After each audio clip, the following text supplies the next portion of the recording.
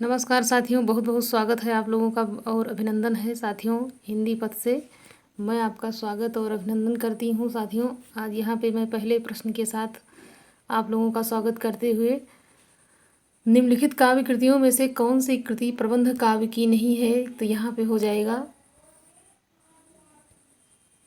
चंडी चरित है, रामचरित है, या फिर सुजान चरित है, या फिर सुजान हित प्रबंध है। तो यहाँ पे जो आंसर सही हो जाता है कि जो सुजान हित प्रबंध है वो प्रबंध काव्य नहीं है, अतः जितने भी विकल्प हैं इसमें सब जो है प्रबंध काव्य के अंतर्गत आता है। अगला यहाँ पे है कि हिंदी को संघ की राजभाषा बनाने का जो प्रस्ताव संसद में पारित हुआ उसके प्रस्तावक थे। तो यहाँ पे प्रस्तावक की बात की गई है, तो यहाँ पे हो जाएगा कि जवाहरलाल नेहरू की राज पुरुषोत्तम दास टंडन जी, या फिर राजगोपालाचारी जी, या फिर गोपाल स्वामी आयंगर को किसको माना गया है यहाँ पे संसद में पारित प्रस्ताव राजभाषा का प्रस्तावक। तो यहाँ पे आंसर जो सही हो जाता है वो हो जाएगा कि जो हिंदी राजभाषा है उसके प्रस्तावक के रूप में स्वामी गोपाल स्वामी आयंगर को यहाँ पे माना जाता है। तो आंसर डी यहाँ पे सही हो जाता है। अगला यहाँ पे है कि वर्तमान भारतीय गणतंत्र में हिंदी भाषा किस विशेष भाषा के रूप में है, मान्य है, यहाँ पे पूछा जा रहा है। तो यहाँ पे हो जाएगा राष्ट्रभाषा, संचार भाषा, माध्यम भाषा, या फिर राजभाषा। तो किस भाषा के रूप में है? तो वर्तमान में भारतीय हिंदी भाषा में हिंदी भाषा राजभाषा के रूप में मान्य है। किस भाषा में? तो राजभाषा के रूप में मान्य है। भारतीय संविधान के अनुसार 343 में यह कहा गया है कि संघ की राजभाषा जो हिंदी है वह देवनागरी लिपि होगी। तो किसके अंतर्गत कहा गया है? तो 343 अनुच्छेद के में ये कहा गया है कि जो राजभाषा हिंदी है वह देवनागरी लिपि होगी। अगला यहाँ पे प्रश्न है कि भारतीय संविधान में हिंदी को संघ की राजभाषा के रूप में मान्यता कब मिलती है?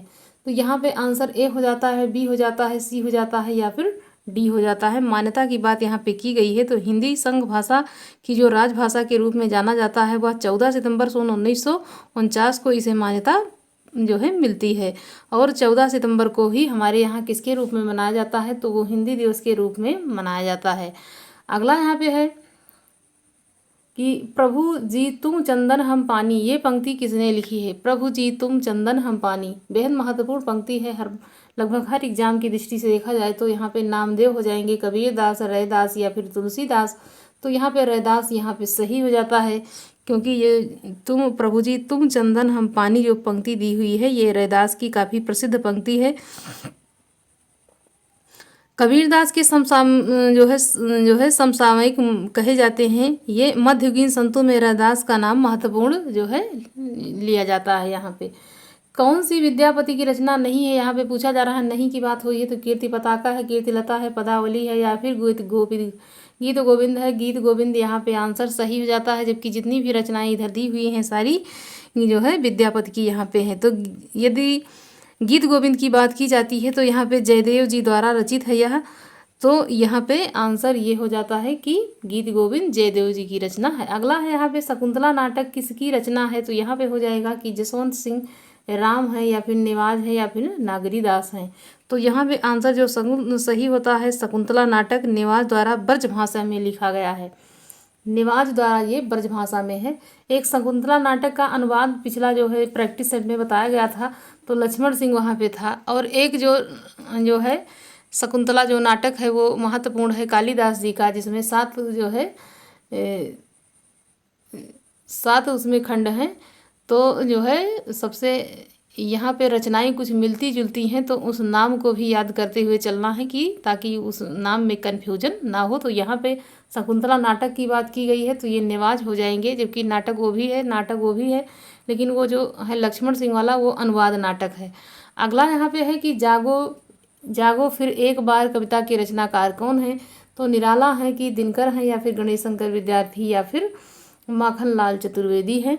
तो आंसर यहाँ पे हो जाएगा कि जागो फिर एक बार जो कविता है वो सूर्यकांत त्रिपाठी निराला द्वारा रचित है। इनकी कुछ प्रमुख रचनाएं ये देखा जाता है तो राम की शक्ति पूजा काफ़ी फेमस है, प्रेयसी हो जाती है, सरोज है, स्मृति, तोड़ती पत्थर, जूही की कली, भिक्षुक, संध्या गीत आदि इनकी कुछ महत्वपूर्ण कविता के रूप में जाना जाता है। तो जागो फिर एक बार। निम्नलिखित में से कौन सा मतीराम का ग्रंथ नहीं है? तो यहाँ पे हो जाएगा रसराज है, रसविलास है, ललित ललाम है, या फिर छंदसार है। तो यहाँ पे जो आंसर सही आता है रस विलास मोतीराम का ग्रंथ नहीं है, यह रस विलास कबीरदेव जी की रचना के रूप में जाना जाता है। तो जो यहाँ पे पूछा गया है कि किसकी है, तो यहाँ पे हो जाता है कि ललित ललाम निम्न से कौन सा मोतीराम का ग्रंथ नहीं है। तो यहाँ पे कौन सा आंसर सही हो जाता है, यहाँ पे हो जाता है कि जो रस विलास है वो रस विलास देव जी की रचना है। और यहाँ पे जितने भी दिए हुए हैं ये सब मोतीराम जी की रचना है। गुरु ग्रंथ साहिब में किस कवि की रचनाएं संकलित हैं, तो यहाँ पे हो जाएगा कि विद्यापति हैं, कि कबीर हैं, कि जायसी हैं, या फिर जयदेव की। तो गुरु ग्रंथ साहिब जो ग्रंथ है उसमें कबीर के द्वारा जो रचनाएं हैं उसको उसमें संकलित किया गया है। अगला है कि अजगर करे न चाकरी पंछी करे न काम, किस पंक्ति है, किसकी पंक्ति है। यदि पूरा कहा जाए तो अजगर करे न चाकरी पंछी करे न काम, दास मलूका कह गए सबके दाता राम। तो इस प्रकार जब पंक्ति को पूरा पढ़ा जाता है तो उस जो लेखक है उसका नाम उसके अंदर ही मिल जाता है। तो वहाँ पे पूरा ना दे करके यहाँ तक ही पंक्तियाँ देगा कि किसी को जो है थोड़ा सा कन्फ्यूजन में डालने के लिए। तो यहाँ पे आंसर ए हो जाता है। बी सी आप लोगों को पता हो गया होगा, तो मलूक दास यहाँ पे आंसर सही हो जाता है। अगला यहाँ पे है कि चंदायन के रचयिता कौन है, तो मलिक मोहम्मद जायसी हैं, कुतवन है, मंझन है, या फिर मुल्ला दाऊद हैं। तो यहाँ पे जितने भी लेखक आपको यहाँ पे दिखाई दे रहे हैं सूफी काव्य ये लोग लिखते हैं। चंदायन की जो रचना हुई है वो किसने की है, तो चंदायन के रचयिता मुल्ला दाऊद जी को यहाँ पे कहा गया है। चंदायन मुल्ला दाऊद। तो यहाँ पे दाऊद है, यहाँ चंदायन, इसमें दा है और इसमें भी बड़ा मतलब आ की मात्रा लगा है। इस प्रकार से इसको रिलेट करके याद कर लेंगे तो अच्छे से याद रहेगा। चंदायन एक प्रेम काव्य है, इसमें नायक लोरा है, लोर है, और लारा है, लोरक है, बस लोरिका है, नूरक की, और नाविका चांद या जो चांद की प्रेम कथा का वर्णन यहाँ पे किया गया है। तो यदि उसमें नायक की बात की जाती है तो लोर हो जाता है, और लारा, लोरिका, लोई, इस प्रकार से बहुत सारे नाम उसके अंतर्गत आते हैं। तो यहाँ पे जो सही हो जाता है कि चंदायन की रचना मुल्ला दाऊद ने की है। अगला यहाँ पे है कि राम आत्मा राम की टेटे निबंध आत्मा राम का प्रतीक है, तो गोविंद नारायण मिश्र हैं, गोपाल दास गहमेरी हैं, महावीर प्रसाद द्विवेदी, या फिर बाल मुकुंद गुप्त हैं। किसकी रचना यहाँ पे सही हो जाती है, तो बाल मुकुंद जी की काफ़ी प्रसिद्ध ये रचना है निबंध के रूप में देखा जाए तो आत्मा राम की टेटे ये बाल मुकुंद गुप्त की रचना यहाँ पे है। अगला यहाँ पे है कि उलट वासिया किसने लिखी है, तो यहाँ पे हो जाएगा कबीर हैं, तुलसीदास हैं, सूरदास, या फिर रहीम हैं। यदि उलट वासिया के आधार से देखा जाए तो कबीरदास जी काफ़ी प्रसिद्ध हैं। इनकी जो प्रसिद्ध उलट वासियाँ हैं कि एक अचंभा देखा रे भाई, ठाढ़ा सिंह चरावे गाई, पहले पूत पिछल भय माई, चेला के गुर लागे पाई। तो इस प्रकार से काफ़ी प्रसिद्ध है कौन, तो यहाँ पे कबीरदास आंसर सही हो जाता है। प्रेम मार्गी कवि नहीं है, तो नहीं के आधार पर देखा जाए तो सूरदास हैं, मलिक मोहम्मद जायसी हैं, मुल्ला दाऊद हैं, या फिर मंझन है। तो यहाँ पे कौन सा आंसर सही हो जाता है कि प्रेम मार्गी कवि नहीं है। तो यहाँ पे नहीं की बात की गई है, तो यहाँ पे मुल्ला दाऊद, मलिक मोहम्मद जायसी, मंझन ये सब जो है प्रेम मार्गी के अंतर्गत, सूरदास यहाँ पे जो है उसके अंतर्गत नहीं आता है।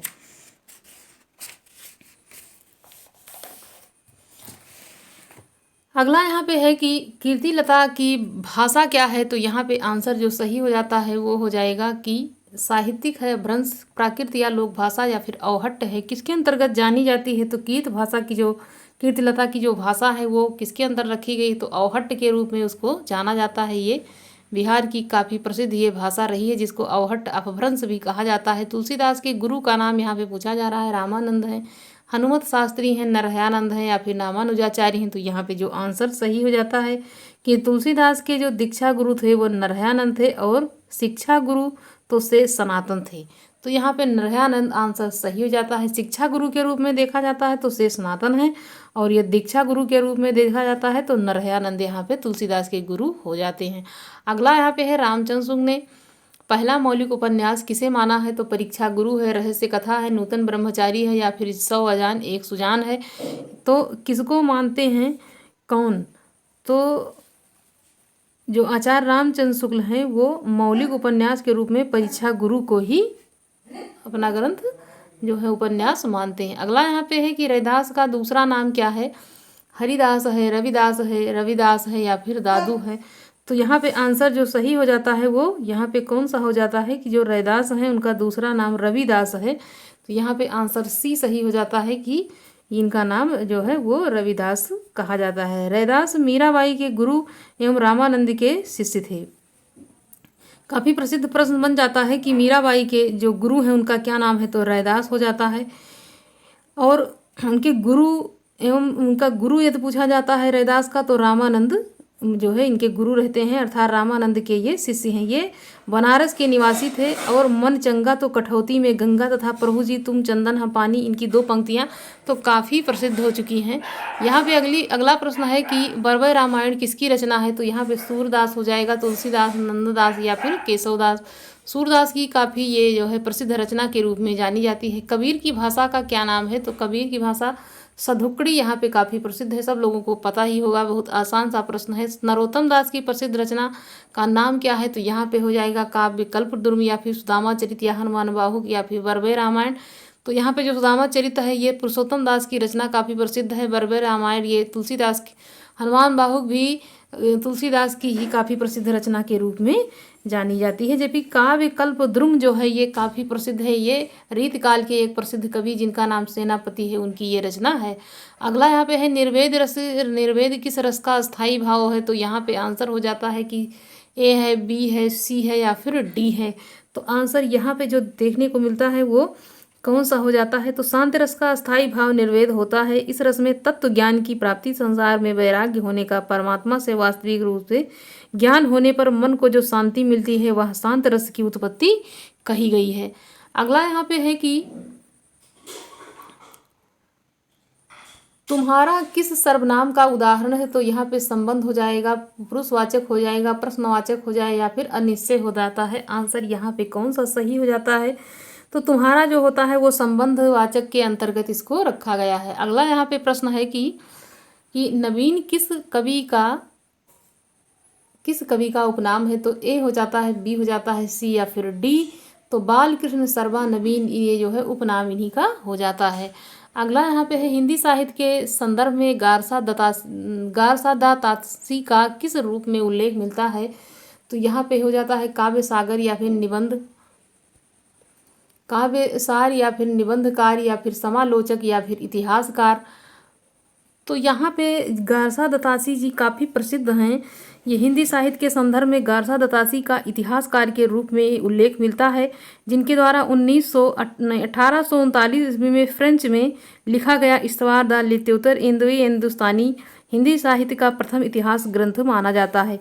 यदि भाषा पूछी जाती है तो फ्रेंच हो जाता है, यदि सन पूछा जाता है तो 1839 हो जाता है। यदि किसके रूप में जाने जाते हैं तो इतिहासकार के रूप में जाते हैं। यदि इनका ग्रंथ पूछा जाता है तो इस्तवार द लित्योतर इंदोई हिंदुस्तानी के रूप में ये प्रसिद्ध है। अगला यहाँ पे प्रश्न लेते हैं कि राहुल संकृत्यायन की आत्मकथा का यहाँ पे नाम है, तो मेरी जीवन यात्रा क्या भूलूं क्या याद करूं ऊपरी में से कोई नहीं। तो यहाँ पे जो आंसर सही हो जाता है कि ये हिंदी साहित्य के संदर्भ में जो जीवन यात्रा है वो राहुल संकृत्यायन जी की मेरी जीवन यात्रा, यहाँ पे आंसर सही हो जाता है। अगला यहाँ पे है कि खड़ी बोली के गद्य के विकास का मूल आधार किसे माना गया है, तो इनका हो जाता है इसका कलकत्ता तक फैल जाना या फिर फोर्ट विलियम्स कॉलेज के पाठ्यक्रम में सम्मिलित किया जाना या हिंदी रचनाकारों द्वारा पद्य में इनका प्रयोग कम कर देना या फिर खड़ी बोली में व्याकरण का मानवीकरण हो जाना। यहाँ पे जो आंसर सही हो जाता है कि खड़ी बोली के गद्य के विकास का मूल आधार जो है वो खड़ी बोली के व्याकरण का मानवीकरण हो जाना।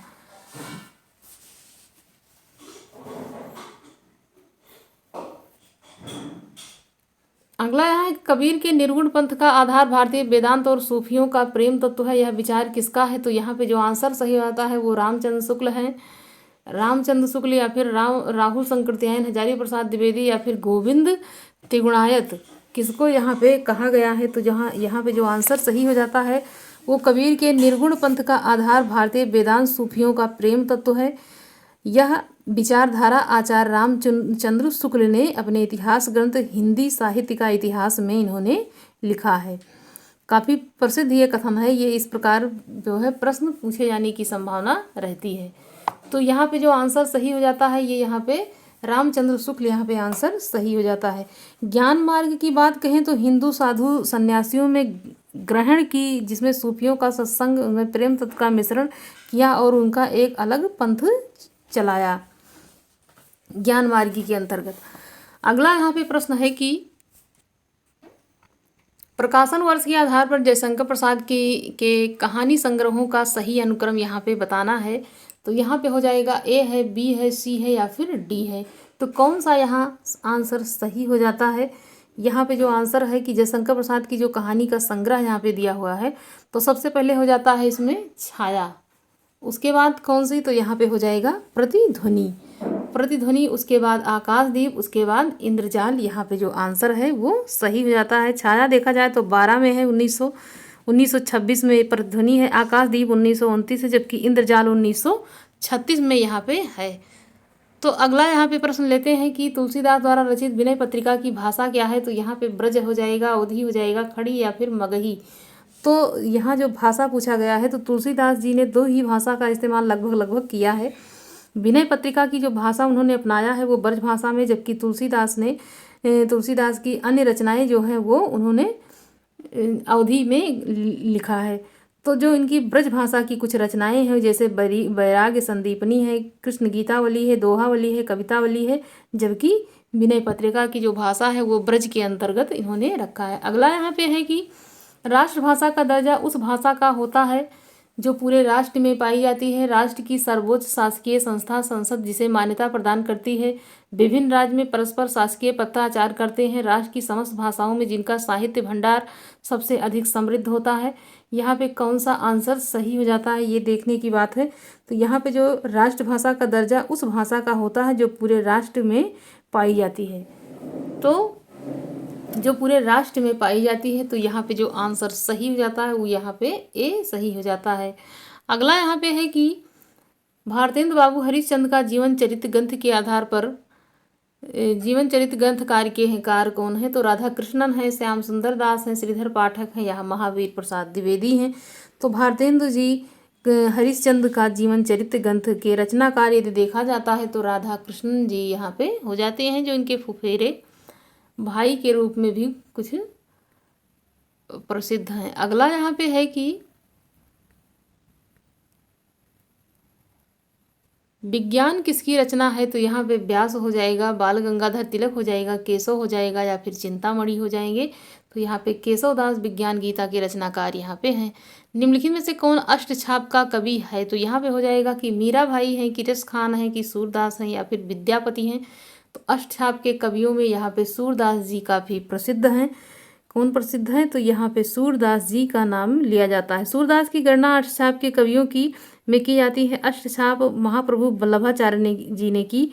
उनके पुत्र श्री विठलनाथ जी द्वारा स्थापित 8 भक्तिकालीन कवियों का एक समूह था, जिसमें अष्टछाप में भगवान श्री कृष्ण की विभिन्न लीलाओं का गान उसमें किया जाता है।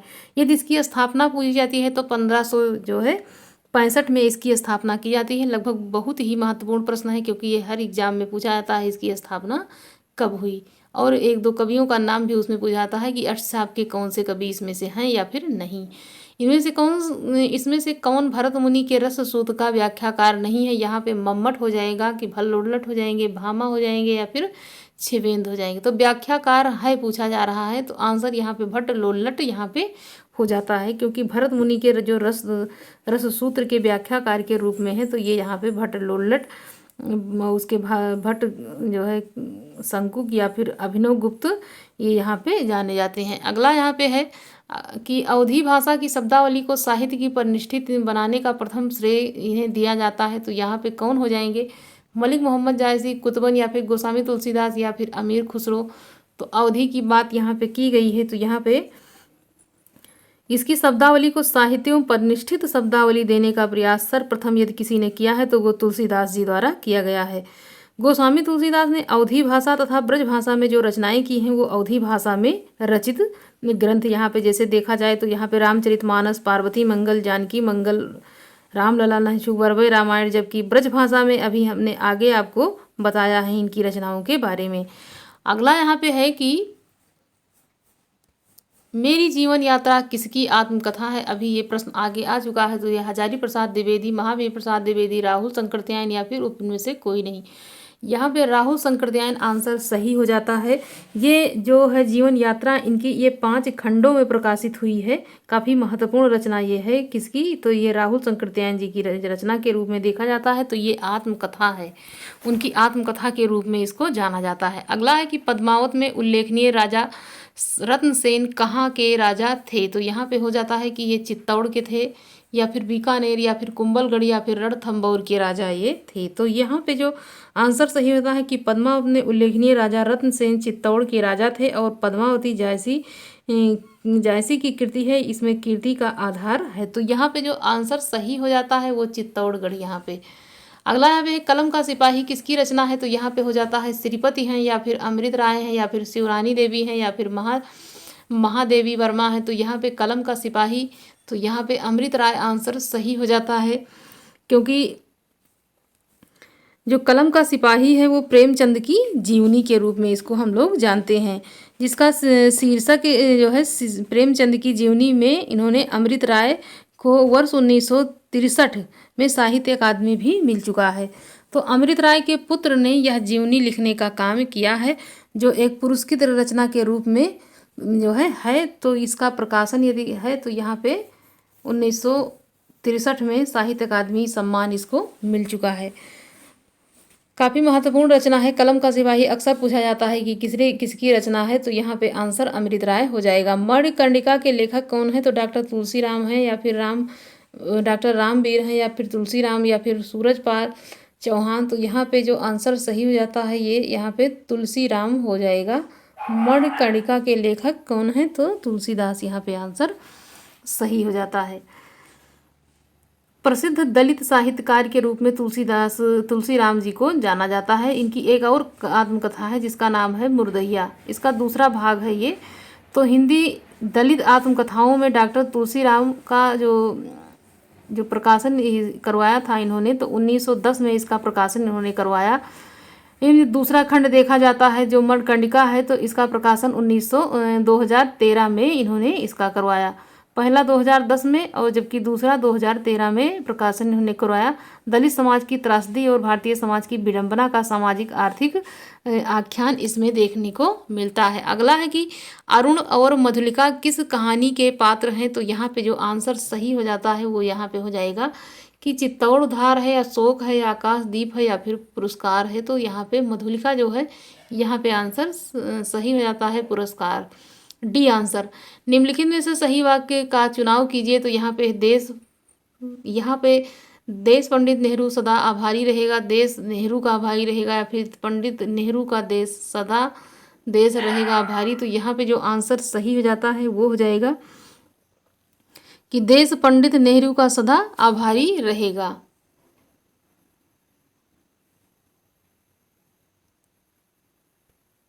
आंसर यहाँ पे ए सही हो जाता। अगला यहाँ पे है कामरेड का कोट कहानी के लेखक कौन है। तो यहाँ पे हो जाएगा कि विनोद कुमार शुक्ल हैं, या फिर अखिलेश हैं, या फिर ज्ञान रंजन है, या फिर सृंजय हैं। तो कामरेड का कोट जो ये कहानी है ये काफ़ी प्रसिद्ध कहानी के रूप में जानी जाती है। तो यहाँ पे जो आंसर सही हो जाता है कामरेड का कोट, ये सृंजय की रचना यहाँ पे हो जाती है।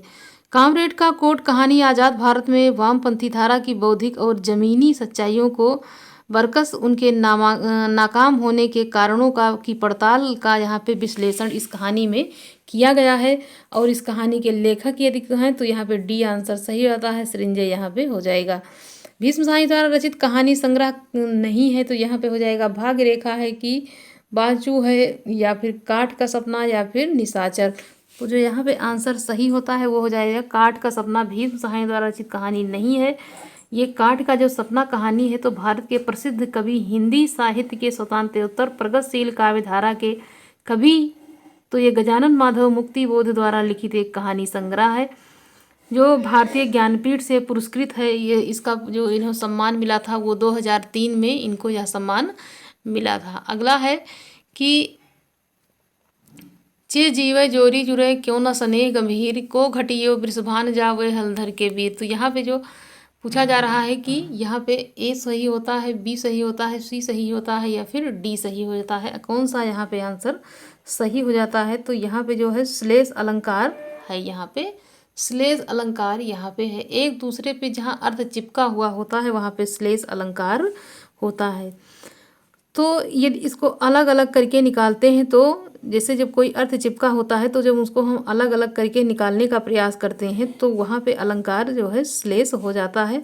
दी गई पंक्तियों में वृषभानुजा और हलधर के दो दो अर्थ यहाँ पे दिए हैं। तो वृषभानुजा की पुत्री तो यहाँ पे राधा हो जाएगा। वृषभा की अनुजा तो कहाँ यहाँ पे गाय हो जाएगा। बलराम जो हल को धारण करने वाले अर्थात यहाँ पे बलराम तो कृष्ण के भाई और हल को धारण करने वाले तो यहाँ पे बैल हो जाता है।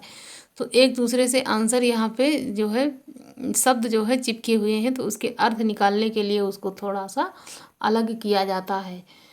ऐसे अभंग और सबंग होता है। जिसको जो है नहीं तोड़ते हैं वो सबंग रहता है, जिसको तोड़ते हैं वो, जिसको तोड़ते नहीं है वो अभंग रहता है, जिसको तोड़ देते हैं वो सबंग श्लेष अलंकार वहाँ पे हो जाता है। अगला यहाँ पे है कि अमिट रेखाएं के संस्मरण लेखक कौन है। यहाँ पे विष्णु प्रभाकर हो जाएंगे, सत्यवती मलिक हो जाएंगे, देवेंद्र सत्यार्थी या फिर विष्णु शिव पूजन सहाय। तो यहाँ पे जो आंसर सही हो जाता है अमिट रेखाएं तो ये संस्मरण है किसकी, तो ये हो जाएगी सत्यवती मलिक की ये रचना यहाँ पे हो जाती है।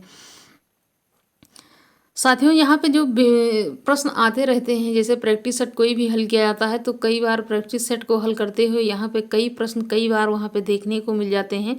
तो वो प्रश्न जब देखने को मिलते हैं तो वो हमको अच्छे से याद हो जाते हैं, वो हमारे दिमाग में ऐसे बैठ जाते हैं कि उसको हम कहीं भी देखते हैं तो देखते हुए तुरंत पहचान लेते हैं ये किसकी रचना है।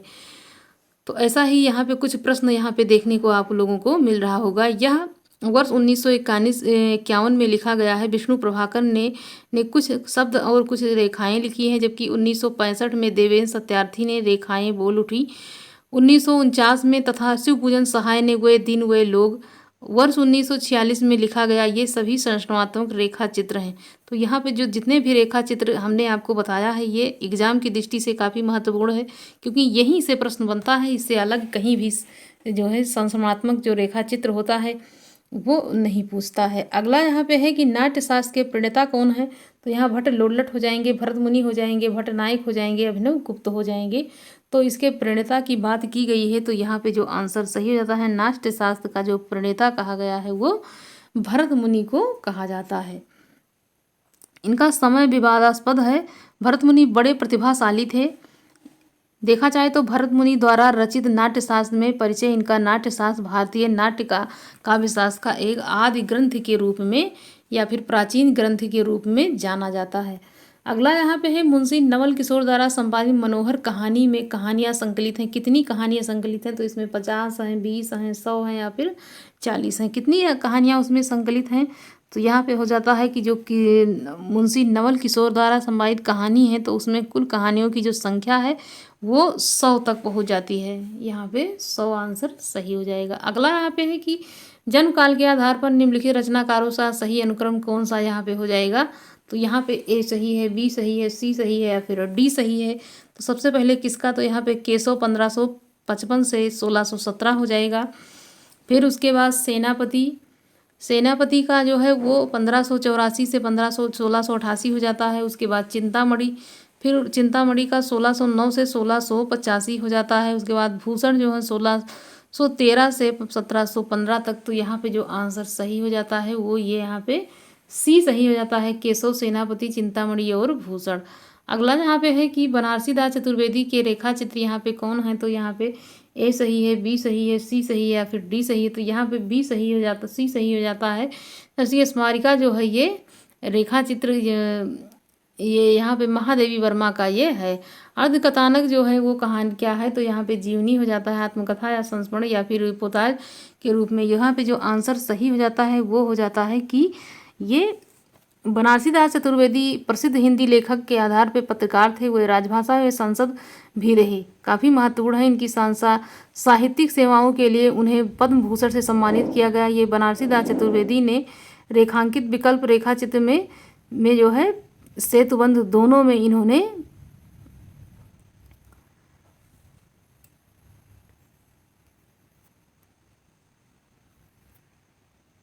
अगला यहाँ पे है निम्नलिखित में से एक राम भक्त कवि हैं। तो यहाँ पे हो जाएगा कृष्णदास हैं या फिर रामादास हैं या फिर ध्रुव हैं या फिर श्री भट्ट हैं। तो जो भक्ति काल के कवियों में स्वामी अगरदास के शिष्य जो नाभादास हैं, वो उनका विशेष स्थान है। नाभादास की गणना राम भक्त के अंतर्गत यहाँ पे की जाती है। तो नाभादास जो हैं वो किसके अंतर्गत रखे गए हैं? तो नाभादास राम भक्त कवि में जो है तुलसीदास का जिस प्रकार से नाम लिया जाता है उसी प्रकार से नाभादास भी प्रसिद्ध है। अगला यहाँ पे है कि विभावना भाव व्यभिचारी संयोग आदि निष्पत्ति को प्रतिपादित किया है। किसने किया है? तो यहाँ पे दंडी हो जाता है भरत मुनि, या फिर वामन हो जाता है, या फिर अभिनव गुप्त हो जाएगा। तो विभावना भाव व्यभिचारी संयोग आदि निष्पत्ति यहाँ पे जो दिया हुआ है ये भरत मुनि का यहाँ पे जो है ये इन्होंने इसका प्रतिपादन किया है। साथियों यहाँ पे जो कुछ प्रश्न हम आप लोगों के सामने प्रस्तुत कर रहे हैं, हम आशा करते हैं आप लोगों को ये प्रैक्टिस सेट पसंद आ रहे होंगे। तो साथियों आप लोग अपने जो है पढ़ाई को थोड़ा मजबूत करते हुए प्रैक्टिस सेट को हल करिए और अपनी कोई भी टॉपिक को जो है जो आपको कठिन लग रहा है उसके ऊपर थोड़ा और ध्यान बढ़ा दीजिए ताकि आपका वहाँ से नंबर कटने ना पाए। साथियों धन्यवाद।